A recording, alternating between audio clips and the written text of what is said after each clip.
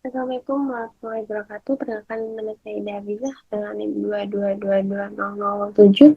Jadi di sini saya akan mempresentasikan final project saya yaitu membuat program deteksi harga emas menggunakan algoritma concave LSTM.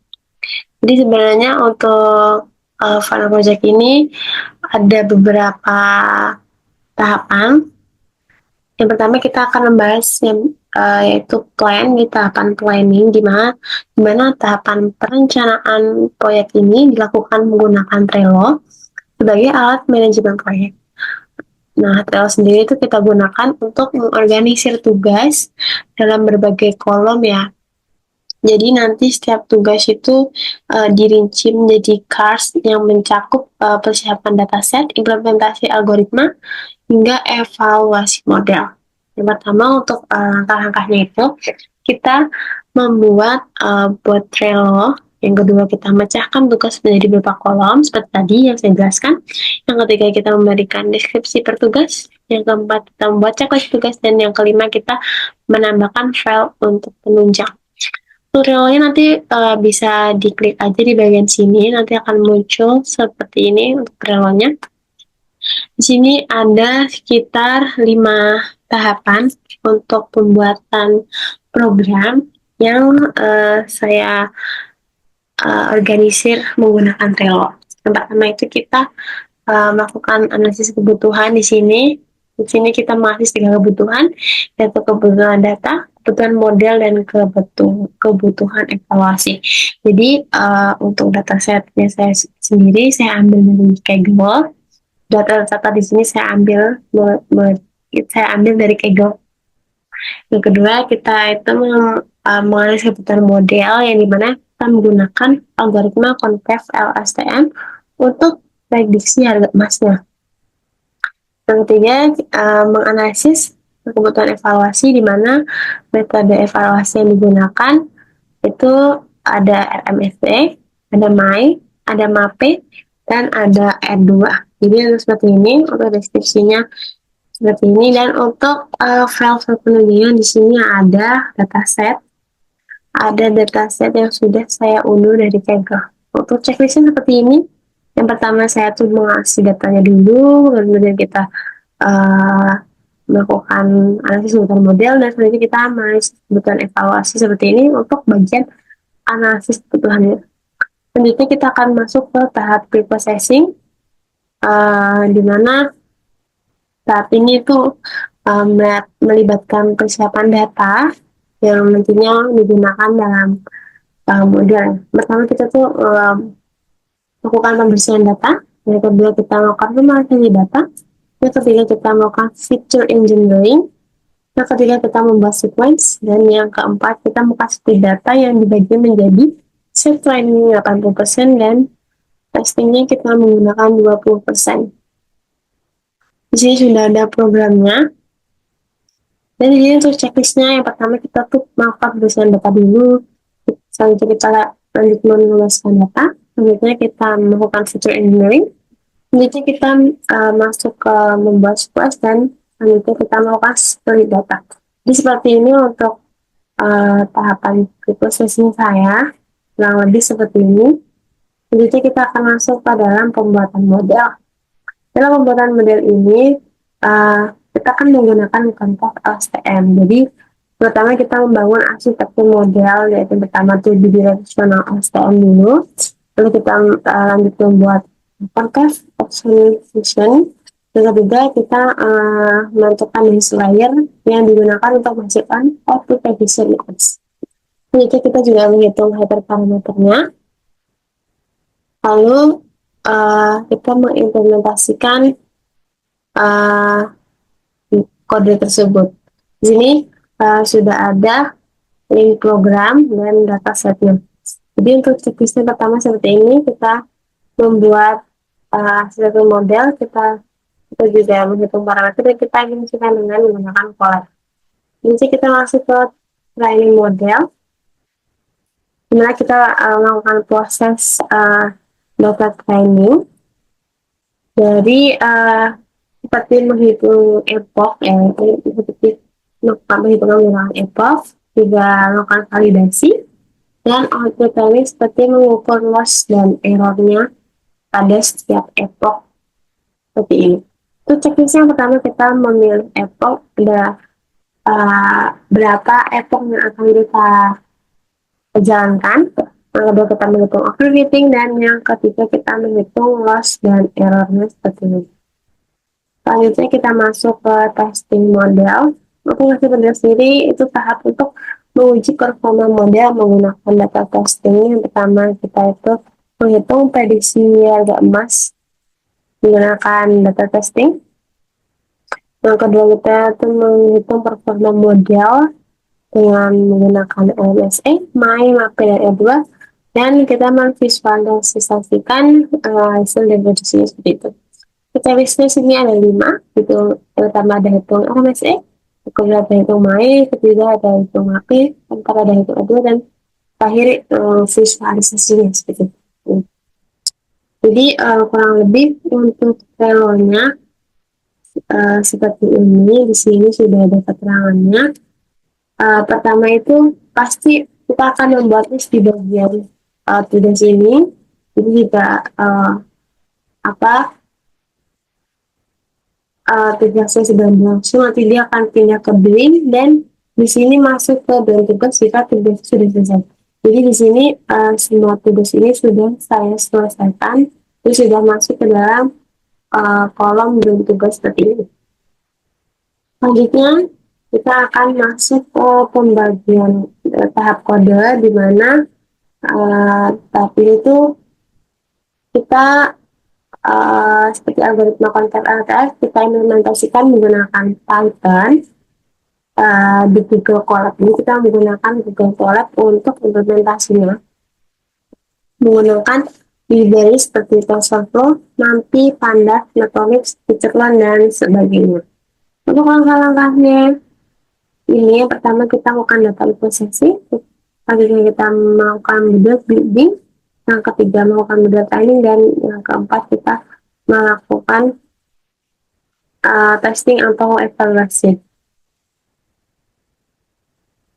Jadi begini untuk penampakannya, nanti di sini bisa diklik saja, nanti akan masuk ke dalam kolabnya seperti ini. Di sini kita memasukkan datasetnya. Lalu di sini kita mengimport library tadi. Nah, di sini kita melakukan yang namanya data preprocessing. Di sini ada di drop, ada yang kita menghapus data, dan ada yang kita tidak menghapus data seperti ini. Jadi seperti ini gambarnya. Selanjutnya kita masuk ke dalam model building. Di sini kita menggunakan kontak style seperti ini. Masuk ke dalam model building. Lalu kita akan masuk ke dalam model training. Di sini saya menggunakan epoch 10 dengan validasi 0,2 ini. Dan ini lanjut menghitung loss dan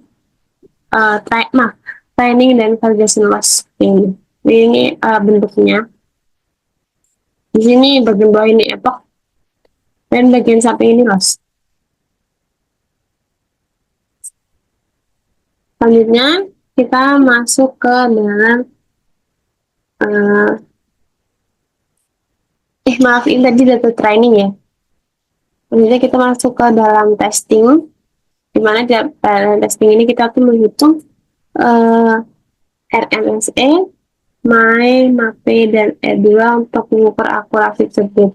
Jadi sebenarnya Google Colab ini saya pilih untuk melakukan pelatihan model karena mendukung ya, karena gratis juga, jadi memungkinkan pelatihan model itu berjalan dengan lebih cepat. Juga fitur-fitur yang terdapat di dalam Google Colab ini memudahkan pengembangan kode secara bersamaan seperti ini. Selanjutnya kita masuk ke dalam build. Jadi tahap ini itu mencakup pembuatan repositori GitHub untuk menyimpan dan mendokumentasikan proyek. Jadi folder proyek ini nanti berisi mengenai notebook atau program uh, dengan Python dan dataset. Jadi nanti repository itu dibuat untuk memastikan proyek terdokumentasi dengan baik dan mudah diakses oleh pengguna lain. Pertama, untuk langkah-langkahnya, kita membuat repository baru di GitHub. Yang kedua, kita mengunggah folder proyek dengan lengkap.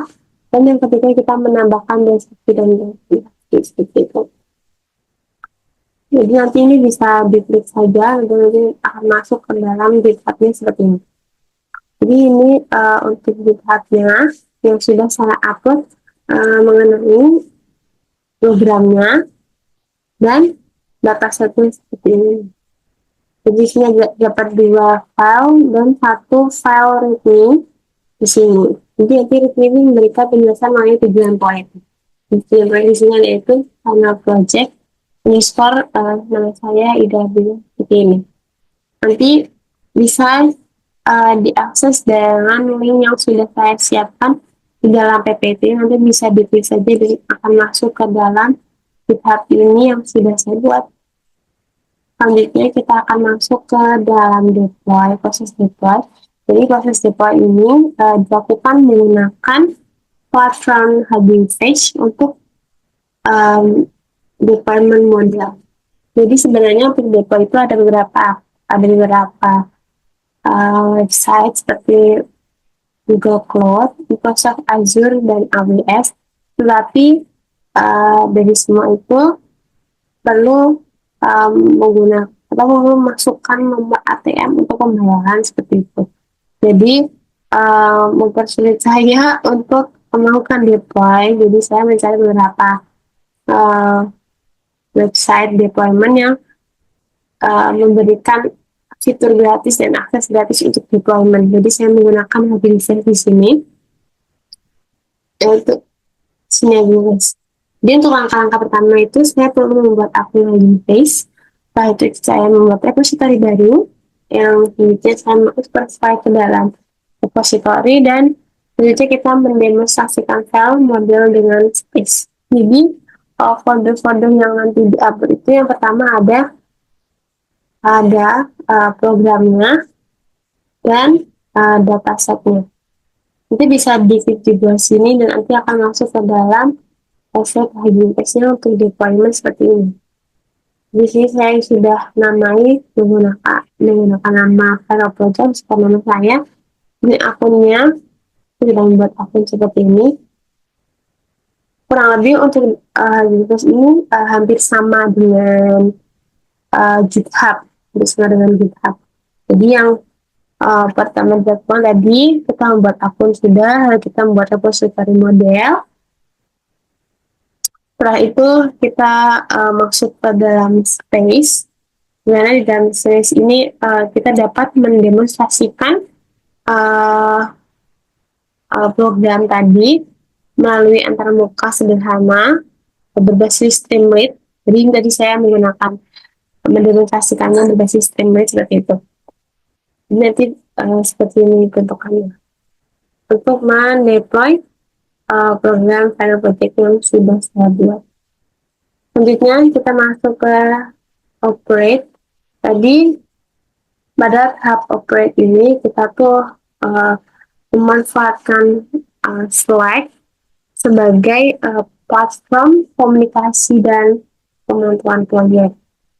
Jadi yang belum tahu, aku Slack ini emang cukup banyak digunakan untuk sebagai platform komunikasi dan pengembangan proyek. Jadi saya juga menggunakan akun Slack-nya. Jika langkah yang pertama itu saya membuat akun Slack lebih dahulu. Yang kedua kita membuat workspace baru. Yang ketiga kita mengunggah file terkait. Dan yang terakhir kita memanfaatkan fitur-fitur yang ada di dalam Slack. Jadi file-file yang diunggah itu seperti yang pertama itu program dan yang kedua itu datasetnya. Nanti bisa diklik saja di sini, nanti akan masuk ke dalam Slack-nya. Di sini saya sudah membuat akun, di sini namanya saya Gizaida. Sini saya juga sudah mengupload ada 2 file. Yang pertama itu file program prediksi emas. Dan yang kedua ini file dataset seperti itu. Di sini sudah saya masukkan semuanya. Jadi kalau kita pencet file di sini akan muncul dokumen-dokumen yang sudah saya masukkan. Jadi slide ini tuh dibuat untuk mempermudah kita dimana nanti file-file proyek itu dapat uh, di dikelola oleh tim dengan baik gitu. Kemudian kita juga bisa menambahkan info seperti ini, kayak ingin menambahkan teman atau tim untuk sama-sama kita ngerjain tugas di sini. Seperti itu. Jadi slide ini benar-benar membantu kita untuk manajemen proyek secara tim. Seperti itu. Kurang lebih seperti itu untuk tahapan saya. Yang pertama udah ada plan, ada kode, ada build, deploy, dan data ini sudah operate. Jadi kita akan masuk ke dalam kesimpulan. Jadi kesimpulan dari proyek program Serga Emas ini kita menggunakan algoritma konflik LSTM berhasil saya selesaikan dengan pendekatan manajemen proyek yang alhamdulillah terstruktur dan teknologi yang jelaskan. Pertama juga menggunakan penggunaan Trello untuk rancangan, memastikan setiap tugas terorganisasi dengan baik. Sementara implementasi kode di Google Colab memanfaatkan sumber daya komputasi yang efisien, repositori di GitHub yang mendokumentasikan proyek secara transparan, memudahkan kolaborasi dan aksesibilitas. Deployment model menggunakan Hugging Face memberikan kemudahan dalam berbagi dan mendemonstrasikan model sekaligus memungkinkan integrasi. Tapi untuk keperluan lanjutan, operasi dan komunikasi tim terjaga dengan platform seperti Slack dan menjamin alur kerja efektif. Jadi kesimpulan tadi dengan adanya tahap tadi, jadi kita memudahkan untuk memanajemen proyek agar lebih terstruktur. Jadi kurang lebih seperti itu. Ada kurangnya mohon maaf. Wassalamualaikum warahmatullahi wabarakatuh. Terima kasih.